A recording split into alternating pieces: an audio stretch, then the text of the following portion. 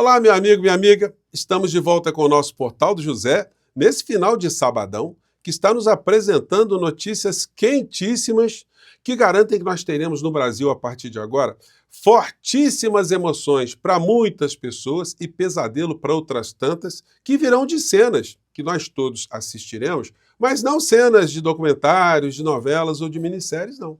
Serão cenas que nós assistiremos vindas diretamente do plenário do Supremo Tribunal Federal, quando as criaturas que fazem parte dessa Orcrim, comandada pela figura do inelegível, o ex-presidente da República, estiverem frente a frente com a justiça, estiverem sendo julgadas ali. E elas já começam a se digladiar, começam a plantar notas nos jornais, começam a fazer publicações, os seus advogados já começam a ter algum tipo de manifestação, mas nada como a gente ter esse nosso espaço aqui para desmascarar algumas dessas estratégias e algumas versões que estão sendo apresentadas. Vou conversar com vocês sobre o que está acontecendo, mas antes de mais nada é sempre muito importante convidar você que não nos conhecia, está chegando agora, para que em primeiro lugar você se inscreva aqui conosco, e conheça também os nossos outros vídeos. Se você gostar, compartilhe, recomende. Se puder, venha também para o nosso clube de membros. É uma forma adicional de você ajudar a impulsionar o nosso portal para chegar a mais pessoas como você. E nunca se esqueça de dar o seu joinha e o seu comentário, tá legal? Então, vamos aqui aos temas. Começando aqui com algumas questões jurídicas que estão sendo levantadas em função da montanha de crimes que a figura do inelegível, seu clã e as pessoas do seu entorno estão envolvidas. Então, matéria do Globo aqui, do G1.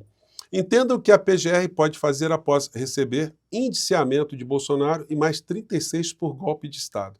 37 pessoas. 37 pessoas num único inquérito é muita gente para tocar esse barco sem que haja um prazo mais dilatado. Portanto, a tendência é que o Procurador-Geral da República ele faça um desmembramento para, vamos colocar assim de uma maneira mais popular, né? Ele faça a denúncia por lotes, porque aí fica mais fácil dessa coisa andar e andar concomitantemente. Você pode ter vários procedimentos sendo tocados ali por grupos da PGR ao mesmo tempo. Só que tem uma coisa que muita gente está esquecendo, né? Está na mesa do Procurador-Geral da República o inquérito do assalto das joias, do roubo das joias, do desvio de joias. E isso ele já pode concluir. A Polícia Federal ficou de apresentar mais algumas diligências, então tem que esperar ano que vem, esperar recesso, não. Esse ele já pode disparar agora. Essa é uma técnica que o Poder Judiciário, o Ministério Público, utilizam, né, para poder fazer com que haja uma maior celeridade. O que não pode haver é uma discrepância no julgamento. Há quem entenda, inclusive, que o Procurador-Geral da República ele esteja pensando em juntar isso tudo num balaio só. O que seria uma coisa, do ponto de vista técnico, absolutamente contraproducente. O UOL está abordando isso. Golpe, joias e vacina poderiam gerar denúncia única contra Bolsonaro. Gente, é uma maluquice se o Procurador-Geral da República, se a equipe dele estiverem optando, estiverem desenhando um caminho mais complicado. A não ser que eles façam uma denúncia exclusivamente em relação à figura do inelegível, o que pode acontecer também. Concentrar tudo e só ele ali ser colocado como uma figura dentro de uma denúncia. E os outros todos ficarem desmembrados. Como isso vai ser tocado? Nós não sabemos. Vamos aguardar os próximos capítulos. Mas nada impede que o Procurador-Geral da República já denuncie, pelo menos em relação ao crime das joias, essa quadrilha, os membros dessa Orcrim toda, né? Então, esse é um aspecto. E aí a gente entra em algumas situações que vão causar muitas emoções e comoções, muitas surpresas e estarrecimentos. Isso vem dessa matéria que desenhou o cenário para nós aqui do Estadão. Militar pediu reunião de Bolsonaro só com a rataria. Já comentei isso com vocês, né? Para propor tese de fraude na urna. Veja falas. Gente, então, vários militares ali que estavam se conectando com o general formado pela AMAN, Academia Militar das Agulhas Negras, o militar das tropas especiais da Força de Elite, dos Kids Pretos, do Homem da Inteligência. Então eles estavam conversando, e aí é o seguinte, como é básico na inteligência, né, você não deve espalhar as informações para todos os cantos. Então eles estavam ali, olha, não adianta fazer reunião com civis, não. Vamos fazer aqui só com o nosso grupo, com a rataria, é como eles se autodenominavam, né? E autodenominam. E hoje nós estamos vendo que as ratarias, eu prefiro chamá-las de ratazanas, estão tendo já algumas divergências muito grandes, né? Matéria aqui é do UOL de hoje, a coluna do Zé Roberto de Toledo e Thaís Bilenque. Kids pretos pediram código malicioso contra urnas ao hacker de Araraquara. Gente, está brotando coisa muito complicada no meio dessa história.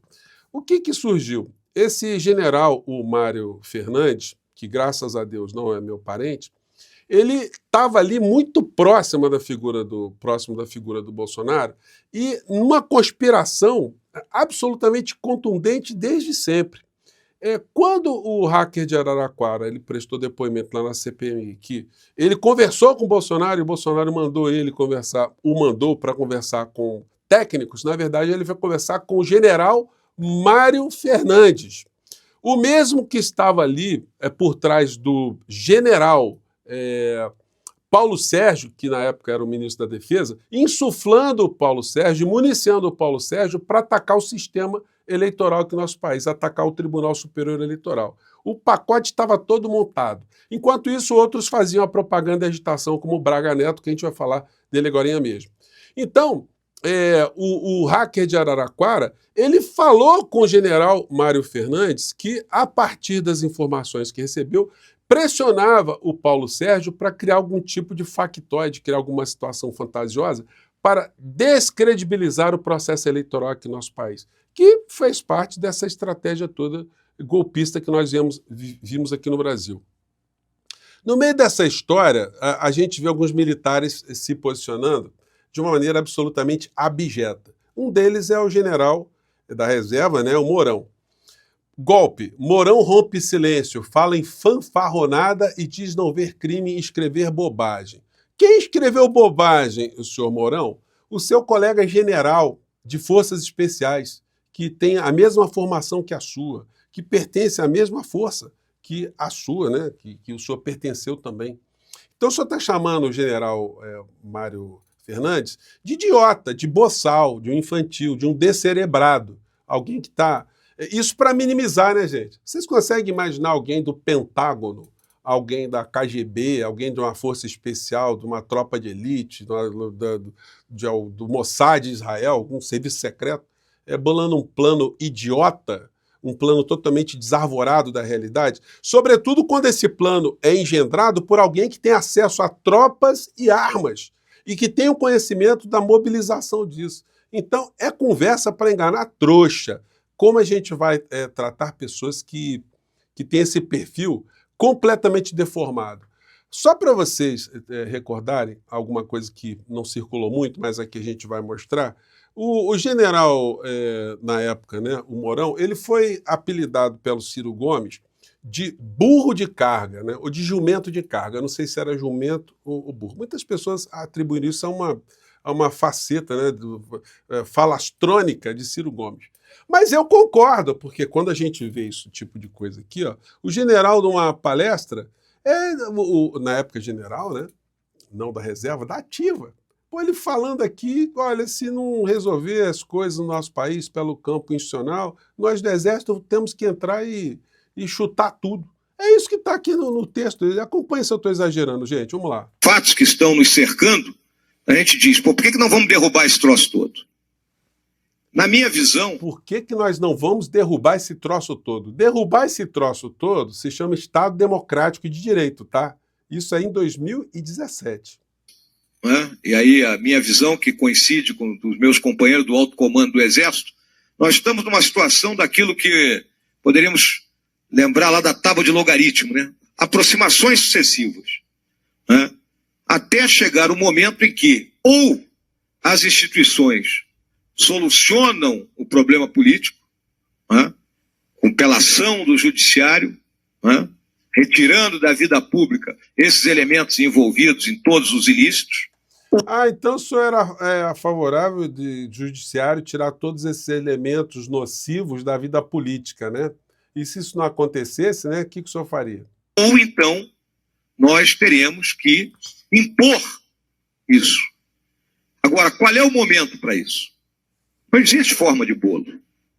Não tem. Nós temos uma terminologia militar que se chama... E aí ele vai, né? Que não tem receita para dar golpe, né?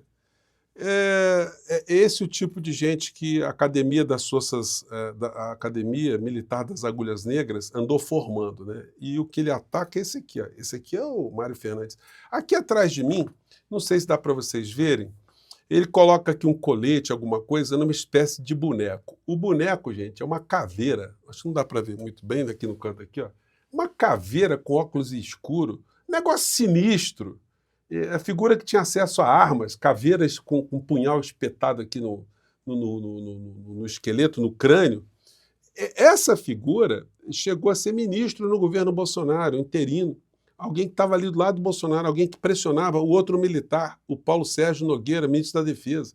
Porque o Paulo Sérgio Nogueira, quando ele prestou um relatório, esse relatório aqui, ó, fiscalização do sistema eletrônico de votação pelas Forças Armadas. Aquela patifaria que eles ficaram insuflando muitas pessoas aqui no Brasil, que eles iam descobrir fraudes, etc, etc. O Paulo Sérgio apresentou o relatório de 63 páginas, e o relatório não tinha nenhum tipo de fraude, nenhum tipo de indício de qualquer problema. E aí o seguinte, o general Mário Fernandes, esse está preso agora, entra em ação e pressiona o Paulo Sérgio para fazer uma nota de esclarecimento, dizendo, olha, não achamos nenhuma fraude não, mas pode acontecer, né? E aí, essa humilhação que o outro general fez, o Paulo Sérgio. Ele publicou um relatório das Forças Armadas que não exclui a possibilidade, ou não excluiria a possibilidade de fraude ou inconsistência nas urnas eletrônicas. Isso ainda está no site do Ministério da Defesa, só para constar, né? Esse tipo de coisa. E assina aqui Ministério da Defesa. Daí a gente saindo de um militar golpista e de um trapalhão, e do entreguista e de um jumento de carga de um lado, a gente chega aqui até o Braga Neto. O Braga Neto, gente, ele pegou os advogados dele, 3 advogados, que publicaram uma nota. E aí merece alguns comentários, né? A nota dele tentando se explicar que ele não é golpista. Enfim, na verdade, ele não nega objetivamente nada que aconteceu. Ele tenta tirar o corpo dele também como uma espécie de ratazana em fuga, querendo salvar a sua pele e pelo menos salvar a pele do Bolsonaro, da ratazana mor. E aí o comunicado dos advogados é o seguinte: a defesa técnica do general Walter Souza Braga Neto, a defesa técnica, quando alguém já apresenta uma nota dizendo que essa nota é uma defesa técnica, quer dizer o seguinte, olha, nós não estamos dizendo que nós estamos falando de defesa moral, uma defesa ética, uma defesa de fatos que não aconteceram, nós estamos fazendo defesa técnica. A técnica é o melhor caminho que nós estamos encontrando aqui para tentar salvar a pele dessa ratazana fardada ou ex-fardada. Então a defesa técnica repudia veementemente a criação de uma tese fantasiosa e absurda, tarará, tarará, tarará. Aí aqui para frente ele mostra que ficará leal à figura do inelegível. Então, leal a todos os crimes que o inelegível cometeu. Lembra ainda que durante o governo passado foi um dos poucos, entre civis e militares, que manteve a lealdade ao presidente Bolsonaro até o final do governo, em dezembro de 2022, e a mantém até os dias atuais, por crença nos mesmos valores e princípios inegociáveis. Ele está dizendo para o Bolsonaro, olha, Bolsonaro, fica tranquilo, não vou fazer delação premiada, eu vou entubar tudo, vou guardar tudo para mim, e mesmo que eu vá para a cadeia, eu não vou te queimar não, tá? É mais ou menos essa a mensagem cifrada que está sendo passada pelo Braga Neto. E o Braga Neto, dando uma de João sem braço total, ele protagonizou uma cena que mostra como ele estava comprometido com o golpe aqui no nosso país. A cena que muitos de vocês conhecem é essa aqui, ó. E depois o presidente também não vou falar com a imprensa, não. Tá preocupado com ele. Não! E aí? Fake! Estou inventando história. O presidente tá bem, tá recebendo gente, não tem problema nenhum. Tá? Vocês não percam a fé. Não. Gente, vocês não percam a fé. O desgraçado já tinha perdido a eleição, porque ele era o vice na chapa do inelegível, e estava dizendo para as pessoas não perderem a fé.